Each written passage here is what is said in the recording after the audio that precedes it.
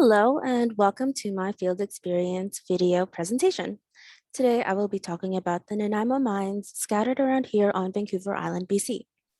I wanted to take this time to say that I am honored and privileged to be living, learning, and loving here in the unceded territory of the Nanaimo First Peoples, and I want to thank them for allowing us to be on this beautiful land. I chose to do the Nanaimo mines because I was baffled by the number of mines we have here in town. I don't know much about the history of Nanaimo, but I do know that the coal mining industry took a big leap to expanding the harbor city we know of today. I was surprised at how these local mine locations were in areas that I normally walk around in. And so I think that this would be a great topic to talk about our local history that seems to have slowly been forgotten. Here is a little background history. Nanaimo Chief Chiwechikan, also known as Coal Tai, told the Hudson's Bay Company about the coals in 1849 at, at the Wenthuisen Inlet, now known as the Nanaimo Harbor. This is what the Wenthuisen Inlet looked like before in 1858. And here is what it looks like present day, now known as Nanaimo, BC. Side by side, these pictures still have the same geographical layout, yet has expanded with much more houses and infrastructure in comparison to the picture on the right. Here, I could allow students to brainstorm how the city has expanded by looking at these two pictures and how daily life was different back then to the present day. We could also do a compare and contrast list historically and or geographically on these changes.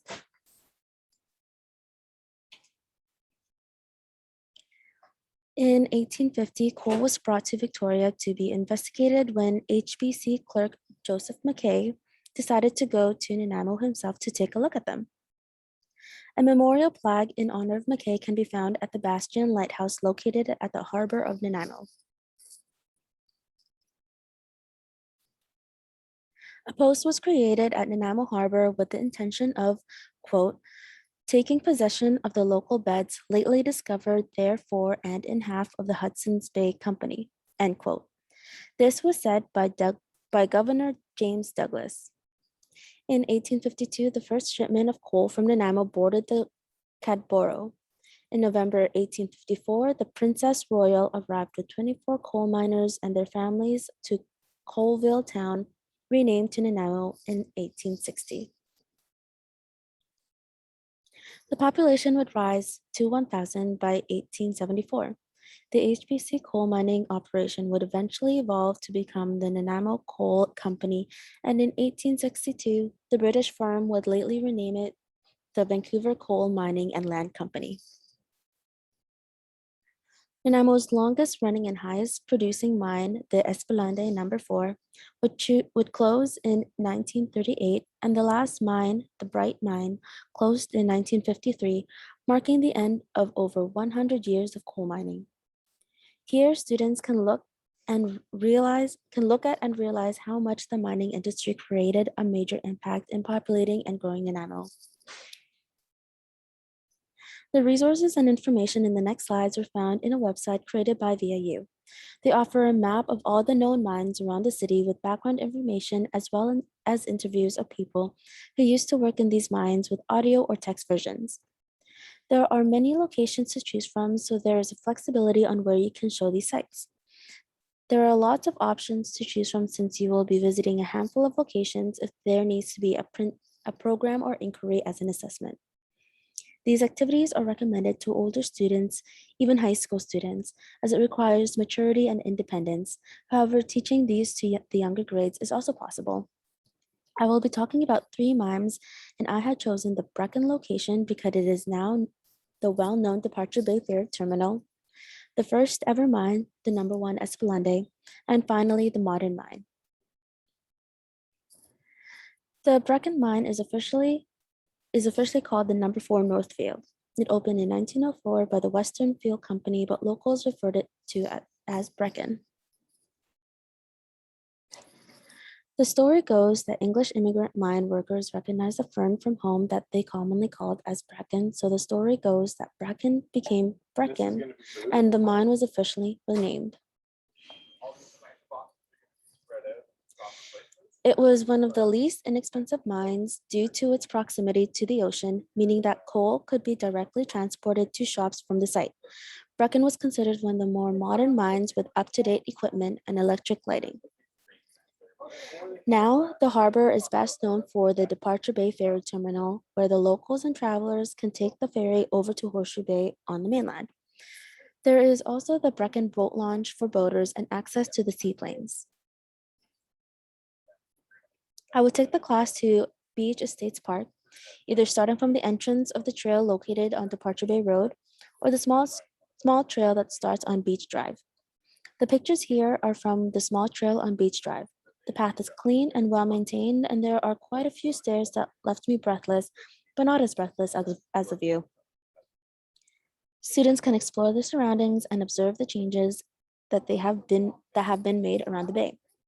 The boundaries would be to use the buddy system and to stay within close proximity to the class and teacher. Boundaries can be made to accommodate the grade. There are no washrooms here or in any of the other locations, really. So that can also be a concern for the younger students. The second location is the number one mine located just off the downtown harbor of Nanaimo. The number one mine was the longest running and highest producing mine in BC history, which operated until 1938.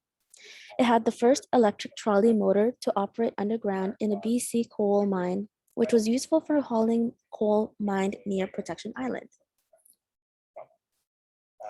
It was also known for the worst mining disaster in BC when two explosives occurred deep underground on May 3rd, 1887.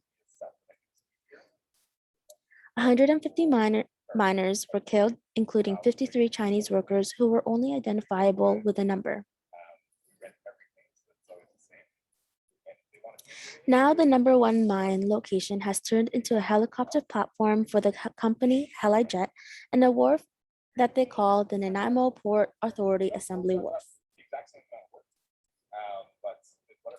I will take the students to the Mine Disaster Memorial located at the corner of Milton Street and the Esplanade near Deverell Square, Garo 2 Park. Students can draw what they see, feel, or imagine to reflect the disaster that happened in 1887. Some concerns is that the memorial is located at a commercial street so boundaries would be to stay off the roads as well as to not go beyond the trees that you can see on the left picture there. Past those trees lead immediately straight to the active train tracks.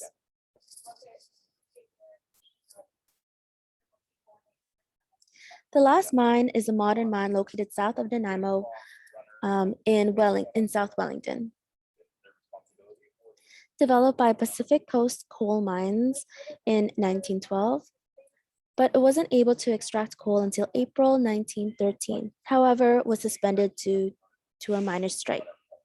During the strike, underground work had halted, but above ground workers still continued, and they were building a 74.5 feet concrete headframe. The strike ended in August of 1914. However, working conditions were horrible and was known to have the worst air quality, with reports of workers getting sick and even needing to leave the mine only after 2 to 3 hours of work. The mine wasn't very successful, and in 1922, the mine closed and flooded. Now the mine is a regional park and even includes a miners' memorial from the number one mine incident.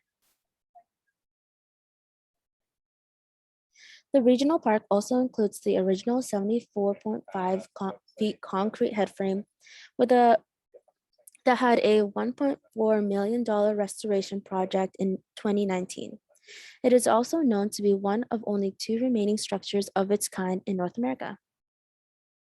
The walk is a short 1-kilometer loop that includes all kinds of historical artifacts from the mine with descriptions to some of them. The students here can guess what the artifact is supposed to be and create an inquiry on their observations and findings later on in class. Here is a picture of a ruined main shaft hoist house, and students here can sketch a picture of how the structure would have looked like. I, w- I took the students here to observe the artifact and walk together as a class around the park, then create a time for free time for them to do some pre-arranged assignments like the sketches or guesses. Of course, since this is a forested area with neighbors around, boundaries would have to be made. Thank you for listening and watching my field experience video assignment. I hope you enjoyed it and learned something from it. This can fit into the BC curriculum because it talks about the history of our community and how miners were community helpers from the town. It builds on how the coal industry has shaped Nanaimo and how it has affected the locals and the community. It also builds on critical and reflective thinking as well as personal awareness and responsibility. And again, thanks for watching.